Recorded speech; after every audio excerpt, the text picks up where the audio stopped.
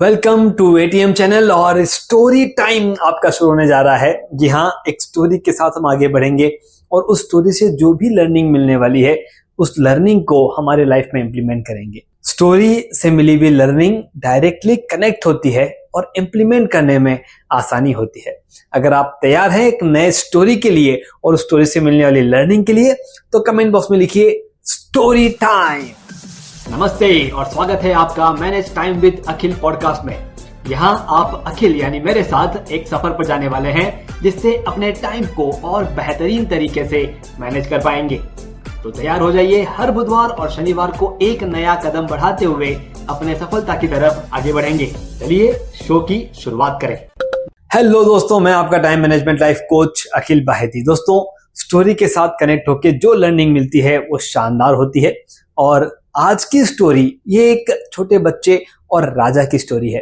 ये छोटा बच्चा राजा को क्या सिखा देता है और राजा उससे लर्निंग लेकर के क्या एक्शन लेता है और उस सभी प्रोसेस में हम अपने लाइफ में क्या नया बदलाव ला सकते हैं उसके बारे में बात करेंगे। तो स्टोरी की शुरुआत करते हैं।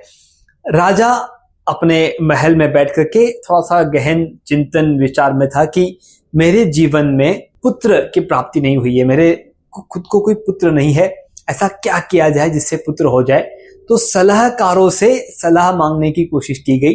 सलाहकारों ने अलग अलग ज्योतिषियों पंडितों को पूछने की कोशिश की कि ऐसा क्या किया जाए जिससे हमारे राजा को पुत्र हो। एक ज्योतिष ने सलाह दी कि आपको किसी एक बच्चे की बलि देनी होगी और उस बच्चे की बलि के उपरांत आपको पुत्र प्राप्ति हो सकती है।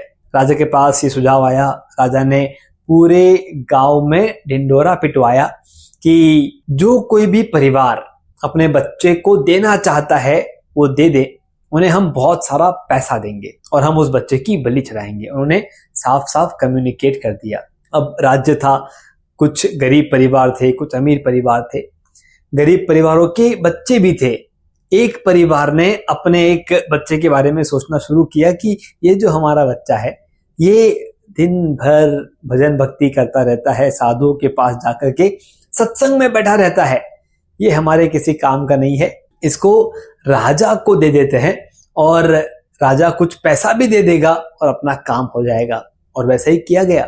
वो परिवार उस बच्चे को राजा के पास ले गए, उसे वहां पे छोड़ दिया और वहां से कुछ पैसे लेकर के आ गए। अब राजा के पास बच्चा आ चुका था, बलि चढ़ाने की तैयारी की गई। सभी ज्योतिष बाकी तांत्रिकों को बुला लिया गया कि भाई सभी विधिवत रूपी ये बलि चढ़े ताकि उसके बाद जो राजा की इच्छा है पुत्र प्राप्ति वो पूरी हो जाए। सारी तैयारियां की गई।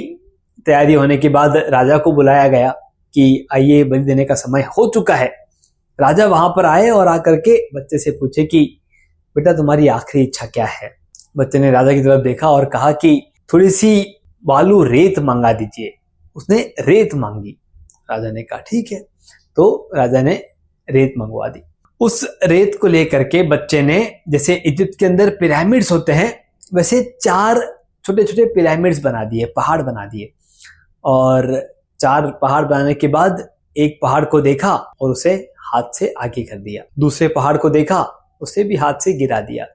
तीसरे को देखा, उसे भी हाथ से गिरा दिया। और चौथे पहाड़ के सामने हाथ जोड़ करके आंखें बंद करके 2 मिनट कुछ तो मन में बोला और कहा कि अब आपको मेरे साथ जो करना है कर लो। ये सारी चीज वो तांत्रिक, ज्योतिष, राजा सब देख रहे थे। तो इसने ऐसा क्या किया? सबके मन में उत्सुकता थी।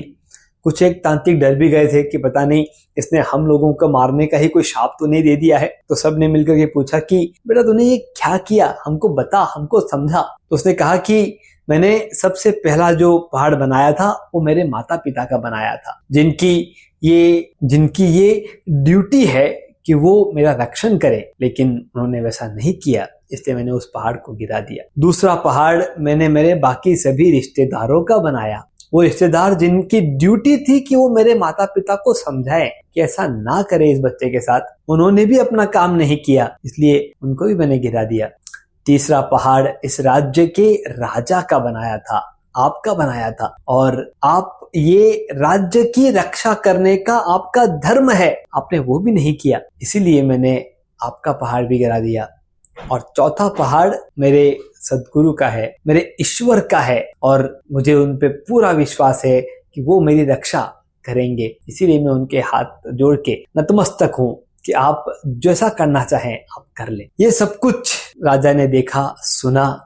राजा ने सभी ज्योतिषी को, तांत्रिक को अपने घर भेज दिया और राजा ने एक ही विचार किया कि पता नहीं इस बच्चे की जब बलि चढ़ जाएगी तब मुझे पुत्र होगा या नहीं होगा, मुझे नहीं पता, लेकिन अगर इसी बच्चे को मैं राजकुमार बना लूं, ये संस्कारी है, बातें भी अच्छी कर रहा है और राज्य पाठ भी संभालेगा और सत्संग में, भक्ति भाव में भी विलीन है, क्यों ना इसी को मैं अपना पुत्र बना करके इसे राजकुमार घोषित कर दूं। और राजा ने उसे राजकुमार घोषित। दोस्तों, ये पूरी कहानी से बहुत कुछ सीखने को मिलेगा, लेकिन सबसे पहला लेसन जो मिलता है वो है राजा का फाइनल डिसीजन। राजा अगर सिर्फ इमोशनली कनेक्टेड होता कि मुझे बस पुत्र चाहिए, तुम्हें जो करना है करो, राजा सिर्फ इमोशनली कनेक्टेड नहीं था। राजा ने इंटेलिजेंस के साथ वहां पर डिसीजन लिया कि क्यों ना इसे ही राजकुमार बना लिया जाए, पता नहीं पुत्र होगा या नहीं होगा। ये डिसीजन मेकिंग जो है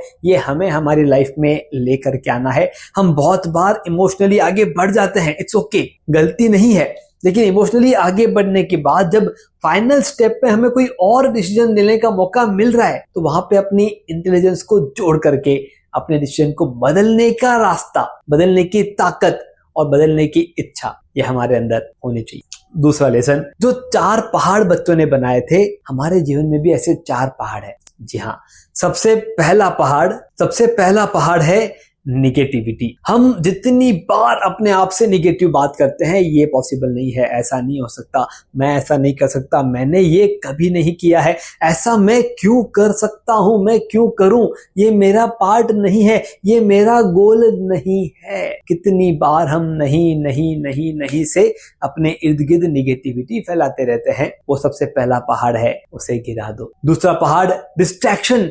आप कोई काम करने की कोशिश कर रहे हैं लेकिन आपके मन में ख्याल किसी और चीज का आ रहा है, मोबाइल में फोन किसी का आ रहा है, कोई सोशल मीडिया पे आपको टैग कर रहा है, कोई कमेंट कर रहा है, कोई लाइक कर रहा है, और हम हमारे चल रहे कामों को छोड़ करके उनकी तरफ आगे बढ़ जाते हैं और फिर कहते हैं कि मेरे काम पेंडिंग पड़ गए। ये आपका दूसरा पहाड़ है, इसे गिरा दीजिए।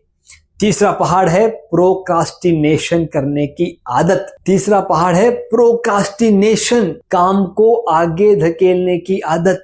ये काम आज नहीं, कल कर लेंगे, परसों कर लेंगे, अभी बोर हो गए हैं, अभी मन नहीं कर रहा है, अभी आलस आ रहा है। हम कामों को आगे धकेलते रहते हैं और पेंडिंग कामों का पहाड़ बन जाता है। यह है आपका तीसरा पहाड़, इसे भी गिरा दीजिए। और सिर्फ एक पहाड़ जिसके साथ आपको आगे बढ़ना है वो है आपका फोकस।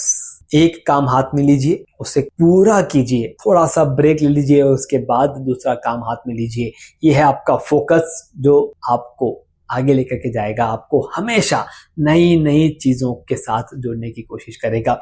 और वो नई चीजें, हमारा तीसरी लर्निंग, अपॉर्चुनिटी। जिस तरह उस बालक को राजकुमार बनने की अपॉर्चुनिटी मिली, किस वजह से? सिर्फ एक आखिरी मोमेंट पर अपनी बात रखने से। दोस्तों, आपके लाइफ में, आपके शेड्यूल में ऐसी चीजें आती है जहां पर आपके क्लाइंट कुछ चीजें समझने की कोशिश करते हैं। वो क्लोजिंग स्टेटमेंट आपका क्या है वो डिफाइन कीजिए। आपकी अपॉर्चुनिटीज को अपने हाथ में लीजिए और फिर देखिए लाइफ कितनी शानदार है, कितनी सिंपल है, कितनी आसान है। बस हमें हमारे चीजों को, हमारे हैबिट्स को बदलना जरूरी है। और सबसे लास्ट हैबिट जो आपको आपके शेड्यूल में लेके आनी है वो है प्रायोरिटीज। आपको डिसाइड कर लेना है। जैसे राजा ने एक बार डिसाइड कर लिया था कि बलि देना है, वो क्या सही डिसीजन था? क्या आपको लगता है कि वही डिसीजन सही था?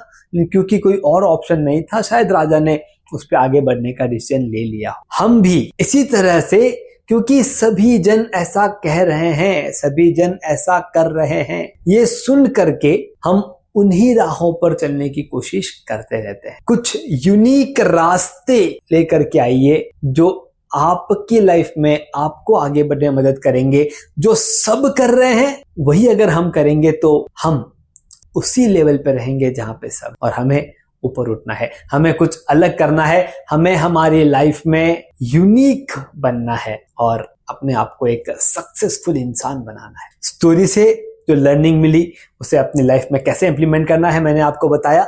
अगर कोई ऐसे फैमिली मेंबर्स आपके लाइफ में है जो आगे बढ़ना चाहते हैं लेकिन कहीं अटके हुए हैं, उनको ये 4 पहाड़ों के बारे में बताइए, उनके साथ इसे शेयर कीजिए। अगर कोई भी सवाल आपके मन में हो कि ये लर्निंग कैसे इम्प्लीमेंट होगी, कुछ डाउट्स है, कमेंट बॉक्स में लिखिए। और अगर अभी तक हमारा जुड़ाव नहीं हुआ है तो ये सही मोमेंट है, सब्सक्राइब या फॉलो बटन पे क्लिक करके हमारे साथ जुड़ जाइए, क्योंकि आपका ये कनेक्शन हमें इंस्पायर करता है। मैं अखिल बाहेती, आपका टाइम मैनेजमेंट लाइफ कोच। हमारी टैगलाइन है manage your time, manage your life.